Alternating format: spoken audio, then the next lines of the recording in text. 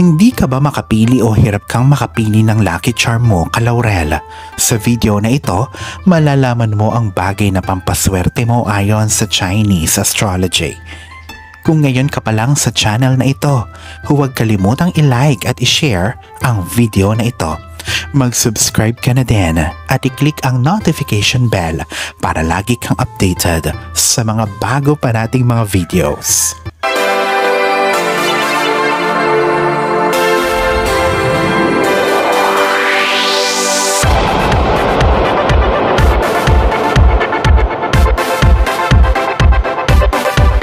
Ang mga lucky charms ay ang mga talisman ng magandang kapalaran. Ito ay pinaniniwala ang nagdadala ng swerte at proteksyon mula sa mga evil energies.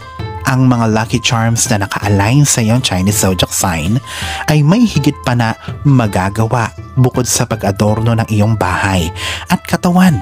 Ito ang siyang babagay sa iyong personalidad at tutulungan kang magtagumpay sa iba't ibang uri ng mga sitwasyon.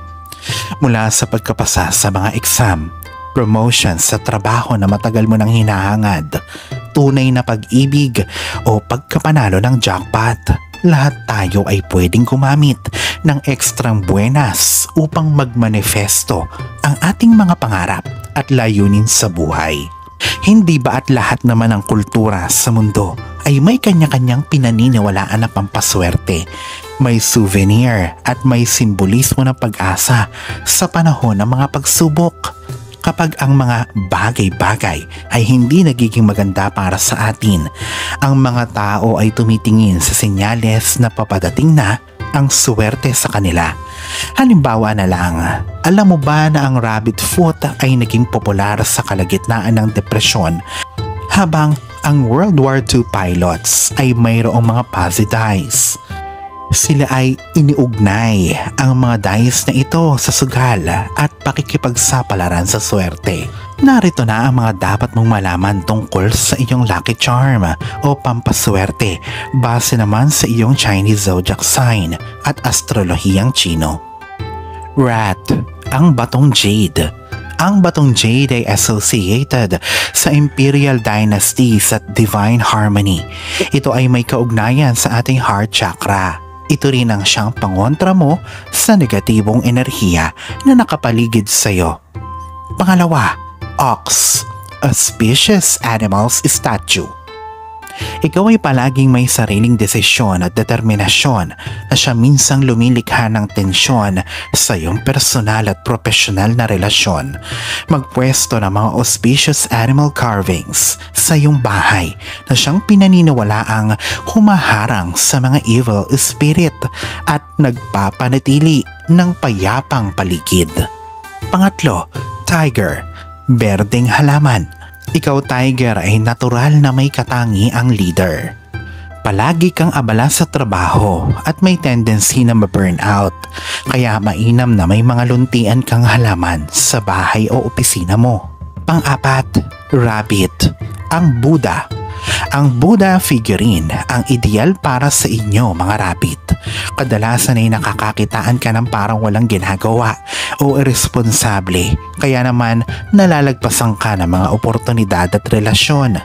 Ang paglalagay ng mga figura ng Buddha na ito sa bahay ay magdudulot sa iyo ng sense of purpose. Panglima, dragon, banal na kasulatan, masigasig at maibigin.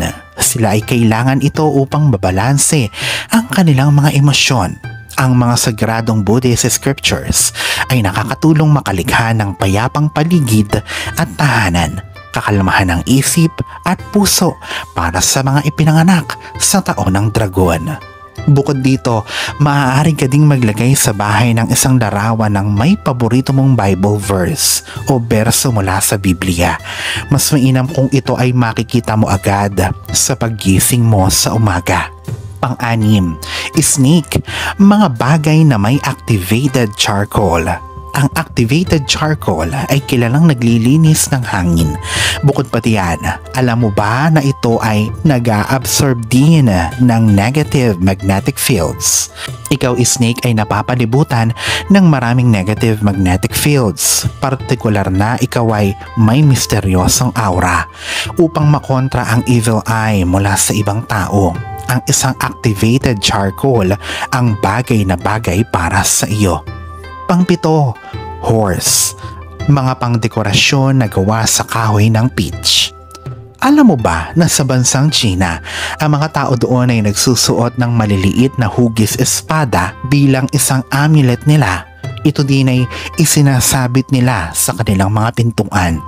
Ito ay pinaniniwalaan na may potensyal na magsabog ng positibong aura na siyang tumutulong sa mga ipinanganak sa taon ng horse na pangalagaan ang kanilang kapayapaan.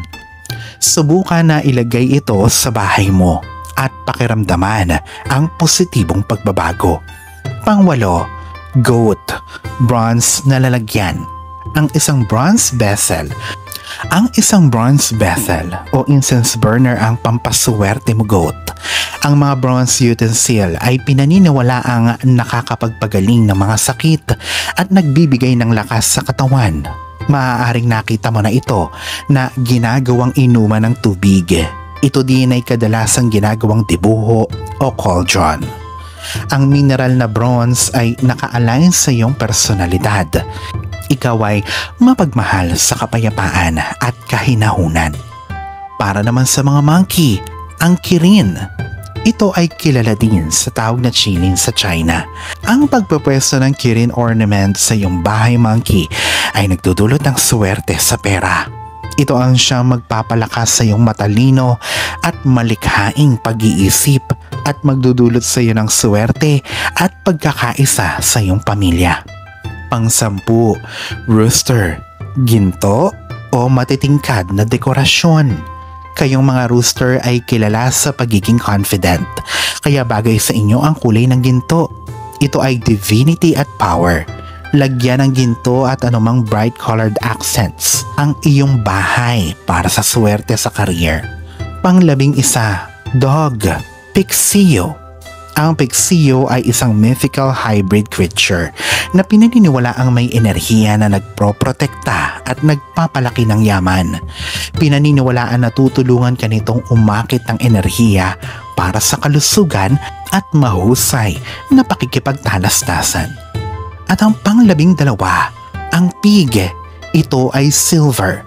Ikaw, pig, ay nagtataglay ng inosente at malamusmos na espiritu na hindi bagay sa mundo na puno ng makasarili at masamang intensyon. Kadalasan ay inaabuso ng iba ang iyong tiwala na kalaunan ay kinakalimutan ka na lang kapag wala na silang napapakinabangan sa iyo. Ang paglalagay ng mga silver o pilak na ornamento sa iyong bahay o ang paggamit ng anumang silver accessories ay gagawin kang mas rasyonal at magdudulot sa iyo ng intuisyon upang maging alerto ka sa intensyon sa iyo ng ibang tao. Ito rin ang siyang aakit ng swerte sa pera at tagumpay para sa iyo. Kaya panahon na para subukan mo na ang mga lucky charms na ito base sa iyong Chinese zodiac sign, Kalaurel. Hanapin ang link ng mga pampaswerte na ito kung saan ito makukuha sa description box o comment section ng video na ito.